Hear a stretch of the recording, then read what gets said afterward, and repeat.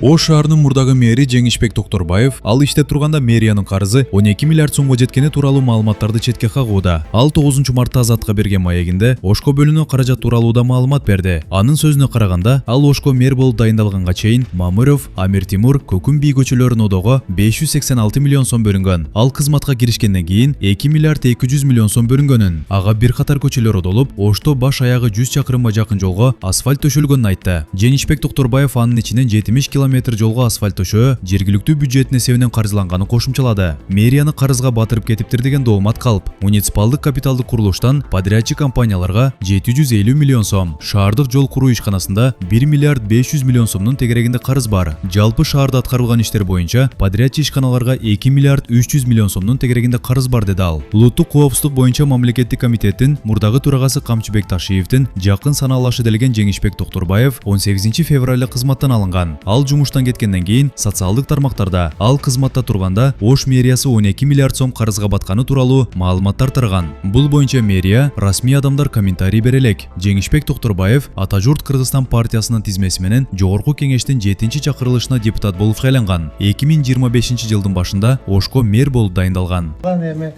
Жанагы 12 миллиард аркы берик дегендер бар. Мен окуп алып чочуп кеттим. Жок. Откуда взяли депчи? Жок, ал калпага. Бизде мен ошо эртең журналисттерди чакырып интервью берем.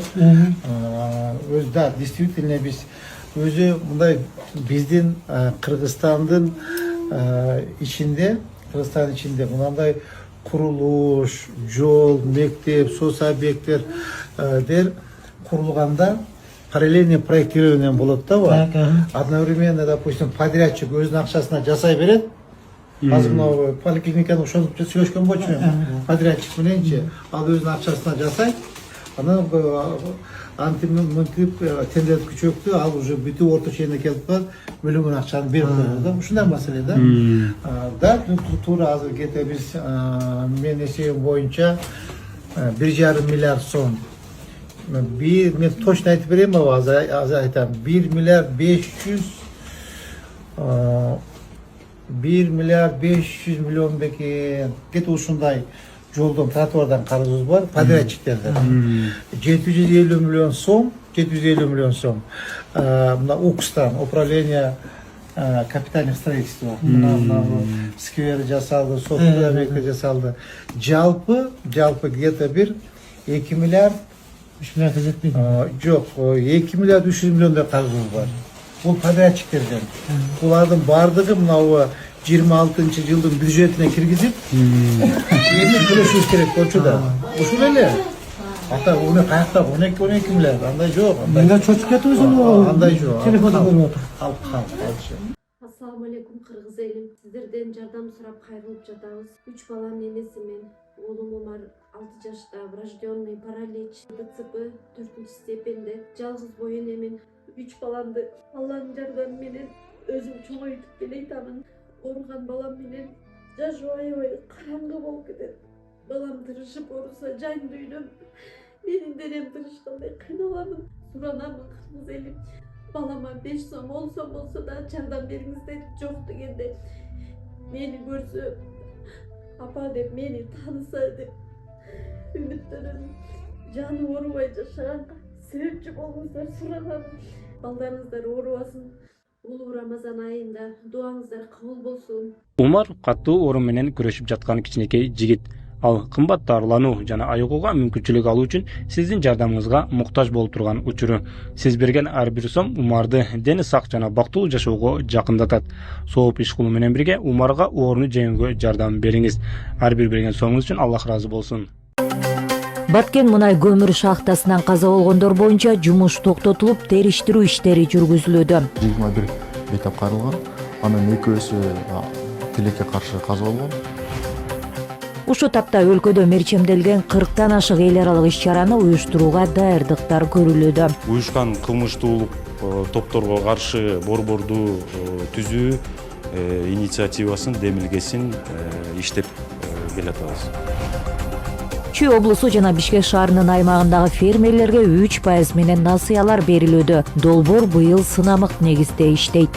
Жартысын Айыл банк берет дагы, жартысын бул элдик банк берет.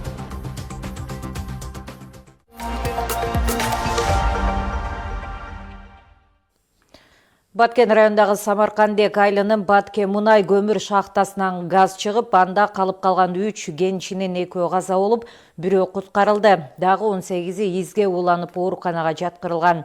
Окуя 7 март күнү болгон. Жергиликтүү бийликтин маалыматына ылайык, учурда кырсык болгон көмүр шахтанын жумушу токтотулуп, териштирүү иштери жүргүзүлүүдө. Теманы кененирээк аймактан кабарчыбыз Улан Маккамбаев улантат. Баткендин Самаркандек айылындагы көмүр шахталардын биринен газ чыгып, адамдар шахтада калып калды деген маалымат 7 март күнү түшкөн. Кырсык катталган жерге өзгөчө Кырдаалдар министрлигинин тоодон куткаруу кызматынан 13 куткаруучу барган. Шахтанын 200 метр тереңдигинен каза болгон 2 кенчинин сөөгүн милиция кызматкерлерине, ал эми 3-чү адамды тирүү чыгарышып, тез жардам кызматына беришкен. Буга кошумча биздин куткаруучулар жеткенге чейин шахтерлор, кенчилер өздөрү дагы бири-бирин куткарууга аракет кылышып, 18 кенчи ар кандай деңгээлдеги жаракат алып калышкан. Алар тактап айтканда иске уланып жабыркашкан. Аларга жеринде медицина кызматкерлери жардам көрсөткөн. Өз кезегинде дарыгерлер газга уланган кенчилердин өмүрүн сактап калууга бардык аракеттерин көргөн. Жалпысынан 20га жакын шахтанын кызматкери жергиликтүү ооруканага жаткырылып, тиешелүү медициналык жардам көрсөтүлгөндөн соң ооруканадан чыгарылган. Самаркандек жалпы дарыгерлер практикалык борборго жакын болгондуктан ушул биринчи бейтаптар кайрылган. Жалпысынан 21 бейтап кайрылган. Анын экөөсү тилекке каршы каза болгон. Бир бейтап областтык ооруканада реанимация бөлүмүндө абалы оор, бирок туруктуу. Калган бейтаптардын көпчүлүгү ушул Самаркандек жалпы дарыгерлер практикалык борборунда дарыланып, бүгүнкү күндө бардыгы амбулатордук дарыланууга чыгарылган. Баткен районунун аймагында 6 көмүр кени бар. Кырсык болгон Баткен мунай көмүр шахтасы жекеменчик катары катталган. Ишкана өткөн жылы текшерүүдөн өтүп, көмүр өндүрүүгө уруксаты болгон. Бул тууралуу Баткен райондук акимчилигинен билдиришти. 7-8 айларда текшерүү иштери жүргүзүлүп, иштөөгө уруксаттары толугу менен болгон экен. Ыйгар муктуу өкүлдүн тапшырмасы менен жана райондун бүгүнкү күндө райондун акимдин тапшырмасы менен буйруктар чыгып, бардык эле көмүр кендерини текшерүү боюнча ишмердүүлүгүнү кезексиз текшерүү боюнча тапшырмалар берилди. Буюрса алдын алуу иштерин жүргүзүп атабыз. Ушул эле шахты боюнча бүгүнкү күндө ишмердүүлүгүнү убактылуу токтотулду. Жергиликтүү бийликтин маалыматына ылайык, учурда кырсык болгон көмүр шахтанын иши токтотулуп, териштирүү иштери жүргүзүлүүдө. Улан Маккамбаев, ЛТР, Баткен облусу. 10-5 мартка чейин туруксуз аба ырайына байланыштуу өлкөнүн тоолуу райондорунда кар көчкү түшүүсү мүмкүн. Бул тууралуу Кыргыз гидромет кызматы шашылыш билдирүү таратты.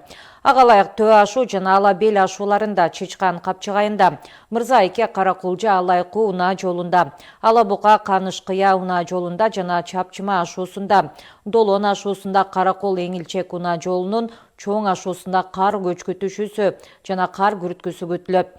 Жолдор тайгак болуп, муз тоңот. Унаалардын ортосундагы аралык 500 метрден кем болбошу зарыл. Нокат районунун Алмалык айылында 2015 жылы жер көчкү катталып, бир нече турак жай кооптуу аймакта калганы аныкталган. Адистер жүргүзүлгөн текшерүүнүн жыйынтыгында 25 турак үйгө жер көчкү коркунучу бар экени белгилүү болгон. Учурда жаан чачындын көбөйүшүнө байланыштуу жер көчкү коркунучу кайрадан жаралышы мүмкүн. Ошондуктан өзгөчө Кырдаалдар министрлигинин кызматкерлери жергиликтүү тургундарга түшүндүрүү иштерин жүргүзүп, коопсуздук чараларын сактоого чакырууда. Коопсуз аймакка тууган уруктукуна болсо дагы чыгып турушуңуздар керекиштир. Могу берилген учурда жер көчкү өзгөчө кырдаал айтпай келет. Жаз мезгили башталары менен өзгөчө Кырдаалдар министрлигинин адистери кооптуу аймактарды кыдырып, тургундарга эскертүү иштерин жүргүзө баштайт. Анткени бул мезгилде жаан-чачын көбөйүп, жер көчкү сыяктуу жаратылыш кырсыктарынын коркунучу күчөйт. Эми селдин алдын алуу боюнча сөзсүз арык каналдарды, сел бойлорду тазалап оңой абалда кармашыбыз керек. Бул бир эле айыл өкмөтүнүн иши эмес, өзүбүздүн турак үйдүн жарандардын иши. Бул жолу адистер Ноокат районундагы Алмалык айылына барышты. Бул аймак мурда Ош шаарына карап келсе, аймактык реформадан кийин Ноокат районуна өткөн. 2025 жылы өзгөчө кырдаалар министрлигинин мониторинг департамент тарабынан келип, жерди изилдеген учурда 25 турак үй кооптуу деп табылган, өзгөргөн эмес. Бул боюнча айыл өкмөттөргө жаранды коргонуу комиссиясы тарабынан, көчүрүү комиссиясы тарабынан, өзгөчө кырдаалар министрлигинин Ноокат районунун өзгөчө кырдаалар бөлүм тарабынан эскертмелер, атайын эскертмелер таратылып, коопсуз аймакка көчүрүп чыгуу боюнча шытырмоойлор жамгыр берилген учурда айыл өкмөт тарабынан айыл башчыларга дайындап, тууган уругунуна болсо дагы коопсуз аймакка көчүрүп чыгуу бүгүнкү учурда жүрүп атат. Жамгыр жааган учурда бөлүм тарабынан ошондой эле айыл өкмөт тарабынан тыгыз байланышта болуп, сөзсүз тууган уругуна коопсуз аймакка көчүрүп чыгуу иштери жүрүп жатат.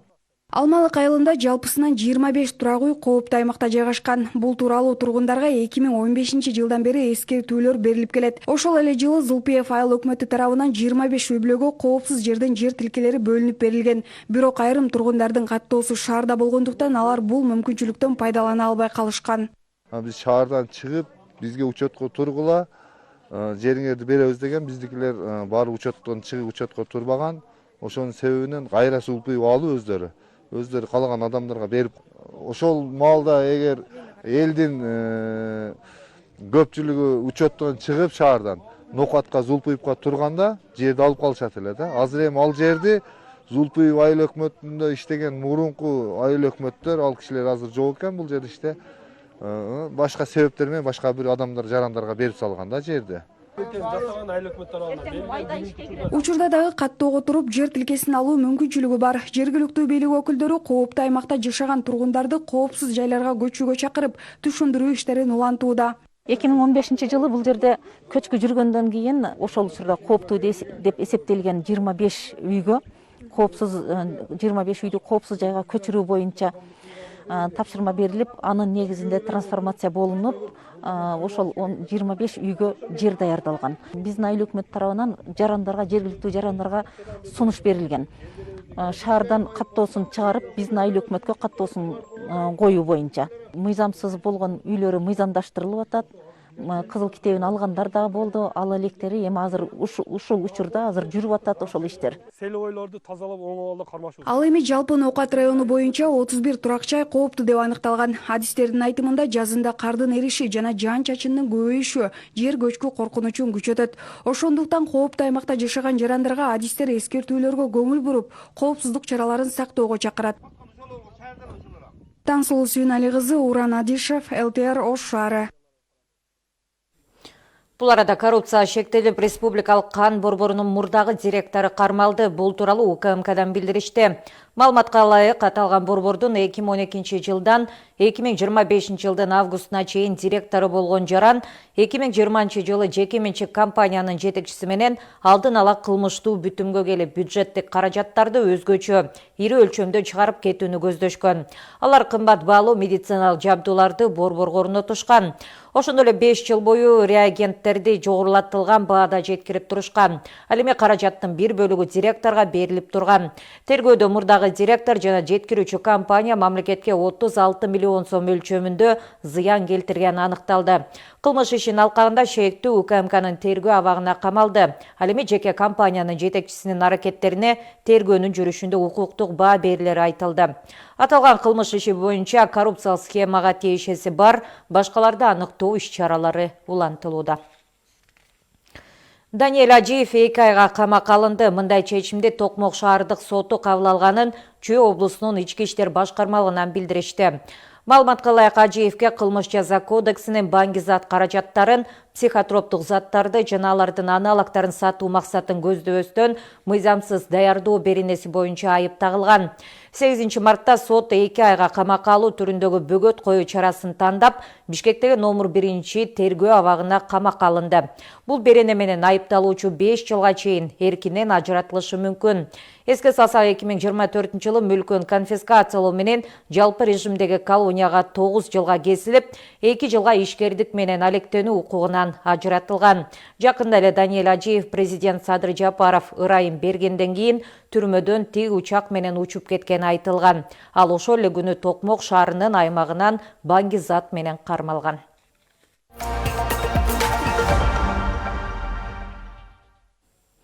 Кыргызстандын ШКУга төрагалыгынын алкагында Бишкекте эл аралык Дельфи оюндары жана Ысык көл форуму өткөрүлөт. Ушу тапта мерчемделген 40тан ашык иш-чараны уюштурууга даярдыктар көрүлүүдө. Бишкек ШКУ саммитин кабыл алып, өлкө саясий окуянын чордонуна айланат. Аталган уюмдагы төрагалыктын артыкчылыктуу багыттарына кабарчыбыз токтолот. Кыргызстандын Шанхай кызматташтык уюмуна төрагалыгынын алкагында 40тан ашык иш-чара өткөрүлөт. Алар уюмга мүчө өлкөлөрдүн коопсуздук, экономика, саламаттык сактоо, гуманитардык чөйрөлөрдө кызматташуусун бекемдөөгө багытталган.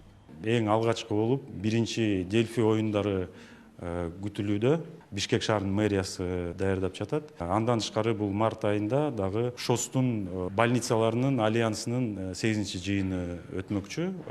Бул иш-чарага болсо абройлуу эл аралык деңгээлдеги кардиологдордун катышуусу күтүлүүдө. Андан тышкары иш-чараларды атап кетсем, булар эң министрлердин деңгээлинде бир топ иш-чаралар болот, жолугушуулар. Төрагалыктын алкагында Кыргызстанга дүйнөгө таанымал ойчулдар, окумуштуулар, жазуучу, маданият ишмерлери чогулмакчы. Чыңгыз Айтматов 40 жыл мурун түптөгөн Ысык көл форуму өткөрүлүп, адамзаттын алдында турган чакырыктар талкууга алынат. Бул өлкөнүн аброюн чыңдоого салым кошот. Мындан тышкары коопсуздук маселелерине өзгөчө көңүл бурулат. Биз быйыл Кыргызстанда, Бишкекте биздин демилге менен уюшкан кылмыштуулук топторго каршы борборду түзүү инициативасын, демилгесин иштеп келатабыз. Бишкекте жайгашат. Бул маселенин үстүндө азыр УКМК менен Ички иштер министрлиги менен биргеликте тийиштүү кагаздарды даярдап жатабыз. Кыргызстандын төрагалыгы ШКУнун 25 жылдыгы туруктуу, тынчтык, өнүгүү жана гүлдөп өсүүгө бирге ураанынын астында өтмөкчү. Чейрек кылым ичинде абройлуу уюмга айланган ШКУнун алкагында биздин өлкө артыкчылык берген багыттар бар. Ошол эле маалда төрагалыкты ийгиликтүү өткөрүү жоопкерчилиги жогору. 3 максат коюлганда, биринчи максат бул регионалдык коопсуздук маселелер, экинчи максат экономикалык кызматташуу, үчүнчү максат маданий жана гуманитардык мамилелерди түзүү. Ушул 3 максат менен Кыргызстан ушул жылы иштеп баштады. ШКУ болуп атканда азыр жалгыз эле ШКУ өлкө мүчөлөрү келет деп көнүп калганбыз, бирок ШКУ плюс формат болуп атканда анын тышкары атайын чакырылган башка өлкөлөрдүн башчылары келип дагы ошо ШКУ саммитинде, Бишкектеги саммитине катышат да. Кыргызстан ШКУнун башатында турган өлкөлөрдүн бири болуп саналат. Алгач Шанхай бешилтиги аталып, Кыргызстан, Кытай, Казакстан, Россия, Тажикстанды камтыса, учурда толук кандуу мүчөлөрүнүн саны 10го жеткен. Диалог боюнча өнөктөштөрдүн саны 10дон ашат. ШКУ мейкиндиги 36 миллион чарчы чакырым аймакты ээлеп, дүйнө калкынын 40%дан ашыгын камтыйт. Ага төрагалык кылуу өлкөнүн саясий салмагын арттырат дешет серепчилер. Председательство в ШОС – это не просто почетная миссия, это не просто... ШКУга төрагалык кылуу бул жөн эле ардактуу миссия же статустук иш-чара эмес, бул Кыргыз Республикасы үчүн мүмкүнчүлүктөрдүн терезеси. Биздин каржылык интеграция, санариптештирүү, жаштар саясаты жана аймактык коопсуздук сыяктуу артыкчылыктуу багыттарды камтыган күн тартибибизди сунуштоого мүмкүнчүлүгүбүз бар. Албетте ШКУнун саммити бул Кыргызстанды маданияты бай өлкө катары көрсөтүү, туристтерди тартуу мүмкүнчүлүгүн ачып, имидждик дагы иш-чара болуп саналат. Это мероприятие будет... ШКУнун ички дүң продукциясы дүйнөлүк экономиканын 1/4 бөлүгүнө барабар. 2023-24 жылдары уюмдун алкагындагы товар жүгүртүү $1 триллион чукулдаган. Уюм ишенимди, достукту чыңдоо, аймактагы тынчтыкты, коопсуздукту жана туруктуулукту бекемдөө, чакырыктар менен коркунучтарга бирге каршы туруу максаттарын көздөйт. Жазгүл Сейдахматова, Меримбек Жусупбек уулу, ЛТР, Бишкек. Чогорку кеңештин төрагасы Марлен Маматалиев Франция Республикасынын Кыргызстанда атайын жана ыйгарым укуктуу элчиси Николя Файт менен жолугушту. Тараптар эки өлкө ортосундагы саясий, экономикалык, маданий, гуманитардык мамилелерди өнүктүрүү маселелерин талкуулап, парламенттер аралык өнөктөштүктү өөрчүтүү тууралуу да сөз кылышты. Кыргызстан Франция мамлекети менен бардык багыттагы кызматташтыкты кеңейтүүгө кызыктар экендигин белгиледи.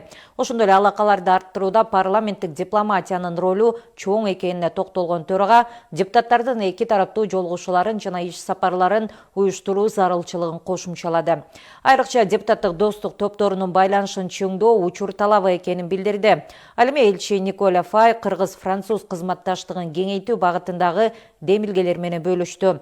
Муну менен катар тараптар түз аба каттамын ачуу жана эки өлкөнүн маданий борборлорун түзүү тууралуу ойлорун ортого салышты. Ошондой эле Марлен Маматалиев Кытай Республикасынын Кыргызстандагы атайын жана толук ыйгарым укуктуу элчиси Лю Цанпинди кабыл алды. Анда Кыргыз-Кытай кызматташтыгынын учурдагы абалы, парламенттер аралык алакаларды арттыруу маселеси талкууланды. Маматалиев акыркы жылдары Кыргыз-Кытай байланышы жигердүү өнүгүп, жогорку деңгээлдеги сапарлар байма-бай уюштурулуп жатканын эске салып, буга эки өлкөнүн башчылары өткөн жылы 3 жолу жолукканын мисал кылды. Алардын натыйжасында узак жылдардан бери ишке ашпай келген Кытай-Кыргызстан-Өзбекстан темир жолунун курулушу башталды. Ошондой эле биргелешкен бир катар инвестициялык долбоорлор боюнча макулдашууларга жетишилген. Азыркы тапта эки өлкө тармактар боюнча кызматташып, энергетика, инфраструктура, өндүрүш өңдүү багыттарда тыгыз иш алып барып жатканы белгиленди. Элчи Лю Цянпин Кытай Кыргызстан менен кызматташтыкка өзгөчө маани берерин айтып, эки мамлекеттин алакасынын алтын доору башталганын баса белгиледи. Башка кабарлардан Эр-Рияттан атайын каттам менен 166 кыргызстандык кайтып келди. Бул тууралуу Кыргызстан аэропортунан билдиришти. Катарда круиздик лайнерде калган мекендештер коопсуз коридор аркылуу Сауд Аравиясына барып, ал жактан Бишкекти көздөй учушкан. Эске салсак, буга чейин президент Садыр Жапаровдун тапшырмасы менен Бириккен Араб Эмирликтеринен атайын эки рейс менен 260 кыргызстандык алып келинген. Жакынкы чыгыш өлкөлөрүндөгү акыркы кырдаалдан улам ал жакта калып кеткен жарандарыбызды Кыргызстанга алып келүү иштери мамлекет башчынын жеке көзөмөлүндө. Бул арада Тышкы иштер министри Жээнбек Кулубаев жакынкы чыгышта ок атышууну токтотуп, жаңжалды эл аралык укуктун талаптарына жана Бириккен Улуттар уюмунун уставына ылайык тынчтык жолу менен жөнгө салууга чакырды.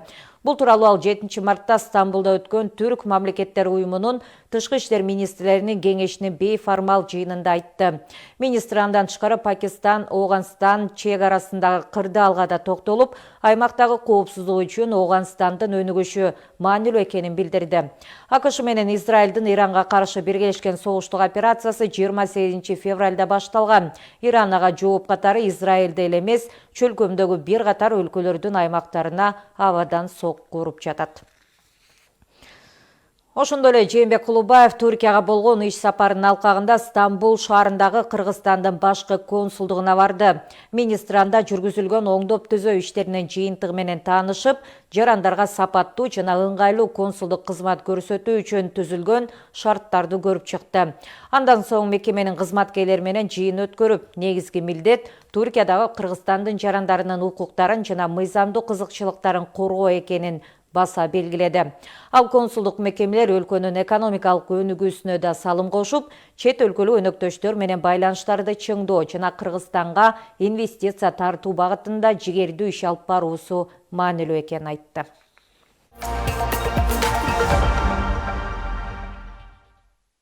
Элдик курултайда айыл чарбага тиешелүү 500гө жакын маселе расмий жооп берилди. Алар бекитилген пландын негизинде ишке ашырылууда.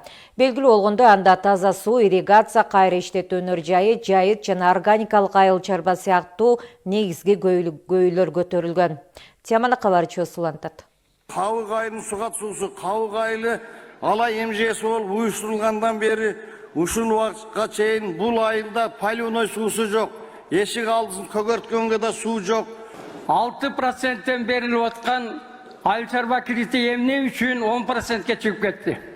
Кашка суу каналынын курулушу, эгер бул канал бүтсө, Айдеркен шаары жана Бирлик айыл аймактарынын миңдеген кайрак жерлери суу менен камсыз болот. Айыл чарба тармагына тиешелүү бул өңдөө маселелердин 500-ü 4-чү элдик курултайда көтөрүлгөн. Аларга 14 күн ичинде расмий жооп берилип, бекитилген пландын негизинде ишке ашырылууда. 2025 жылы ушу 24 декабрда суу ресурстары жана айыл чарба жана кайра иштетүү өнөр жай министрлигине жалпысынан 348 каттоодон өттү. Андан сырткары жарыш сөздөн дагы 108 кайрылуу келип түштү. Жалпы азыр 456 кайрылуу суу ресурстарына келип түштү. Курултайдын жүрүшүндө эң көп көтөрүлгөн калкты таза суу менен туруктуу камсыздоо, ирригация инфраструктурасын жаңылоо, кайра иштетүү өнөр жайын өнүктүрүү, жайыттарды натыйжалуу пайдалануу, органикалык айыл чарбасын кеңейтүү, ошондой эле үйрөнчүлүк жана багбанчылык тармагын системдүү колдоо маселелери көтөрүлгөн.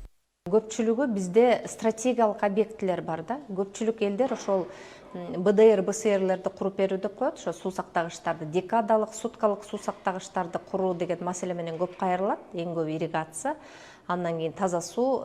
Булардын баары стратегиялык объектилер болгондуктан изилдөө иштерине жана ошол аймактык климаттык шарттарына жараша изилдөө иштерине эле 1 жыл кетет. Андан кийин проекттик сметалык документтерди даярдоого дагы 1 жыл кетет. Бул анан албетте акча каражаттары дагы көп суммада. Учурда министрликте кайрылуулардын аткарылышынын этабы электрондук портал аркылуу көзөмөлдөнүп турат. Санариптештирүү кагаз иштерин кыскартып, делегаттардын маселелери онлайн көзөмөлдөнүүдө. Биринчи жолу ошо ситуациялык карта министрлик тарабынан иштелип чыккан. Ошол ситуациялык картага электрондук онлайн түрдө каттоого алдык. Бул эмнени берет? Бул эң биринчиден ыңгайлуулук болду. Ошол жарандарды ар биринин суроо талаптарын жазып, анан кайсы аймакта кандай суроолору бар экенин, анан алар менен электрондук байланышта болуубузга мүмкүнчүлүк түзүлдү. Ошондой эле оперативность. Эскерте кетсек, 2022-2025 жылдар аралыгында өлкөдө элдик курултай 4-чү ирет өткөрүлгөн. Бул мезгил ичинде айыл чарба тармагына тиешелүү жалпы 2000ге жакын маселе көтөрүлгөн. Учурда алардын дээрлик 40% аткарылды. Сүйүнай Тагайева, Шаммен Болотбек уулу, ЛТР Бишкек.